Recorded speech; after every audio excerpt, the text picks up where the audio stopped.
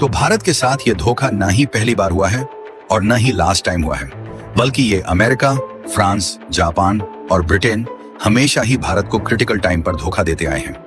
दरअसल हाल ही में जब पाकिस्तान के साथ भारत की टेंशन बढ़ रही थी, तो भारत ने फ्रांस से राफेल के सोर्स कोड की इमरजेंसी में डिमांड की, ताकि राफेल फाइटर जेट में हम अपनी अस्त्र और रुद्र मिसाइल के साथ साथ जो हमारे पास दुनिया की सबसे ताकतवर सुपरसोनिक क्रूज मिसाइल ब्रह्मोस है, उसका इस्तेमाल करके हम अचानक से अपनी वायुसेना की ताकत को बढ़ा सके। लेकिन ऐसा करने के लिए हमें राफेल का सोर्स कोड चाहिए था, जो कि क्रिटिकल टेक्नोलॉजी है। लेकिन जब अचानक भारत में फ्रांस से इस सोर्स कोड की डिमांड की, तो उन्होंने भारत को देने से मना कर दिया, जबकि फ्रांस चाहता तो कुछ हद तक कई चीजों का कंट्रोल भारत को दे सकता था। हालांकि फिलहाल इसको लेकर फ्रांस और भारत के बीच बातचीत चल रही है, लेकिन फ्रांस कुछ शर्तों पर मानने के लिए तैयार हो गया है। लेकिन देखा जाए तो भारत के पास फ्रांस के राफेल खरीदने के अलावा भी रूस के सुखोई को खरीदना इससे अच्छा ऑप्शन है, जिसमें भारत को सोर्स कोड भी मिल जाएगा। तो चलिए पूरी डेवलपमेंट क्या है इस वीडियो में समझते हैं। लेकिन आगे बढ़ने से पहले इस वीडियो को लाइक करके, चैनल को सब्सक्राइब करके, बेल आइकन को ऑल पर जरूर सेलेक्ट करें, क्योंकि ये आपके लिए तो 1 सेकंड का काम है, लेकिन इससे हमारी काफी बड़ी मदद होती है। दरअसल देखा जाए तो हमारी भारतीय वायुसेना के पास संभावित आंकड़ों के अनुसार ओवरऑल 500 से भी अधिक फाइटर जेट उपलब्ध है, जिन्हें हमारी सेनाएं उपयोग करती रहती हैं। और हमारी सेनाओं के पास मौजूद फाइटर जेट की कितनी बड़ी ताकत है, इसका नमूना तो हम लोग हाल ही में देख चुके हैं कि किस तरीके से पाकिस्तान के शहरों में घुसकर उनके आतंकी ठिकानों पर मिसाइल फायर करके चलाया। लेकिन पाकिस्तान सिर्फ मिसाइल का उजाला ही देखता रह गया। ना ही उनका कोई और डिफेंस सिस्टम काम आया, और ना ही उन्होंने चीन और तुर्की से जो दुनिया भर के नए नए हथियार खरीदे हैं, वह इनको रोकने में कामयाब हो पाए। और देखा जाए कि ओवरऑल हमारे पास कौन कौन से फाइटर जेट मौजूद हैं, तो जिसमें आधे से ज्यादा लगभग 260 से भी अधिक तो रूस से खरीदा गया सुखोई Su-30 MKI वेरिएंट का जेट है, और 40 से अधिक तेजस फाइटर जेट जिसे खुद भारत की हिंदुस्तान एरोनॉटिक्स लिमिटेड ने डेवलप किया है। इसी तरह फ्रांस से खरीदे गए 36 राफेल और इन्हीं की कंपनियों से खरीदे गए 50 से अधिक संख्या में मिराज 2000 भारत के स्क्वाड्रन में मौजूद है। साथ ही रूस से खरीदे गए MiG-21 और MiG-29 भी बड़ी संख्या में मौजूद हैं, जो कि पुराने जरूर हैं, लेकिन सर्विस देने के मामले में बेहतरीन है। लेकिन इन सभी फाइटर जेट में फर्क यह है कि हमने जिनको रूस से खरीदा है, उसमें हम अपनी ब्रह्मोस अस्त्र और रुद्र जैसी मिसाइलों को लगा सकते हैं, जो कि लॉन्ग रेंज की मिसाइलें हैं, और खुद DRDO ने इसे डेवलप किया है।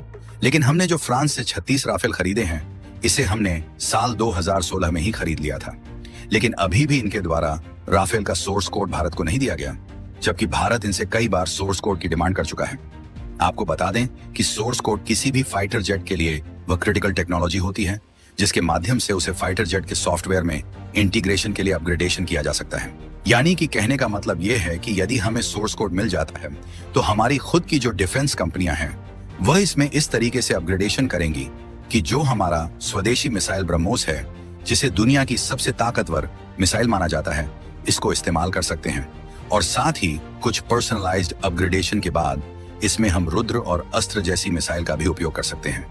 यानी कि भले ही भारत के पास 42 स्क्वाड्रन की जरूरत होते हुए भी 32 स्क्वाड्रन ही है, लेकिन इतने को ही इतना ताकतवर बनाया जा सकता है कि उसके आगे 42 स्क्वाड्रन भी फेल हो सकते हैं। हालांकि अभी तक तो ठीक था। हमारे पास जो पहले राफेल थे, उसके लिए सोर्स कोड हमने मांगा, फ्रांस ने नहीं दिया, तो हमने कोई ज्यादा प्रेशर भी नहीं बनाया।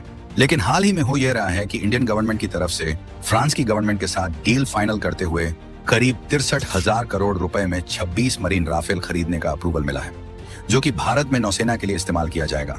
और जो हमारे पास एयरक्राफ्ट कैरियर है, उस पर हम इसे डिप्लॉय करेंगे।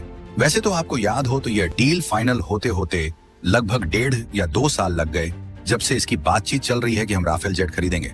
तो इसके लिए आपको बता दें कि इतना टाइम इसीलिए लग गया क्योंकि कुछ ऐसी शर्तें थी जिसे हम फ्रांस से मनवा रहे थे, लेकिन फ्रांस मानने को तैयार नहीं था।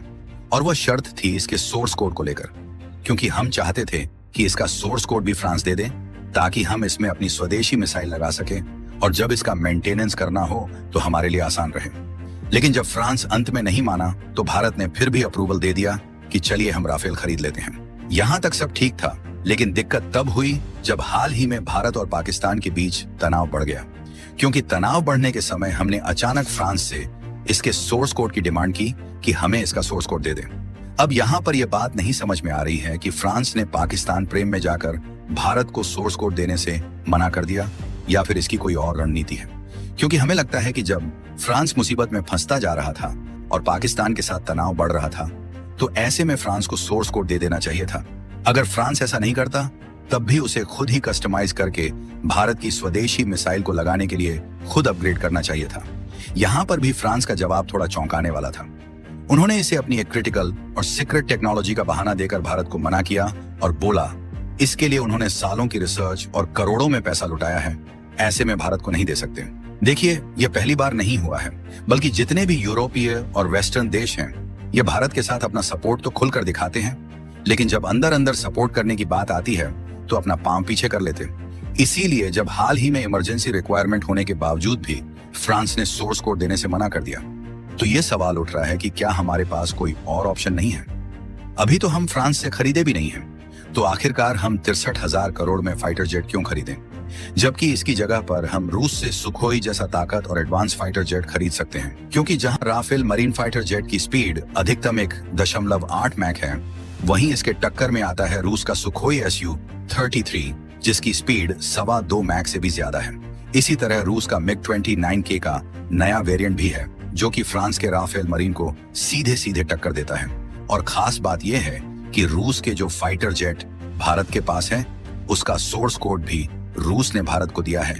तभी तो भारत इसमें अपने हिसाब से स्वदेशी हथियारों को लगाकर इसका इस्तेमाल कर पाता है।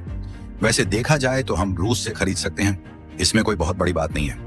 लेकिन भारत ने फ्रांस के राफेल को बिना सोर्स कोड के भी शायद इसलिए चुना क्योंकि इसकी स्पीड थोड़ा बहुत भले ही कम है, लेकिन यह टेक्नोलॉजी और अत्याधुनिकता के मामले में रशियन फाइटर जेट से कहीं आगे है, क्योंकि इसके सेंसर वगैरह की जो फंक्शनिंग क्वालिटी है वो जबरदस्त देखने को मिलती है।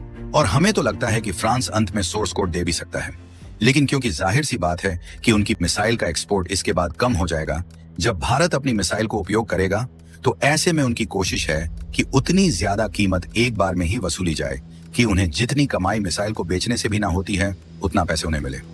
दूसरा मौका यह है, भारत के पास की नेवी के लिए 111 फाइटर जेट चाहिए, जिसके लिए हाल ही में भारत ने फ्रांस और अमेरिका से संपर्क किया है।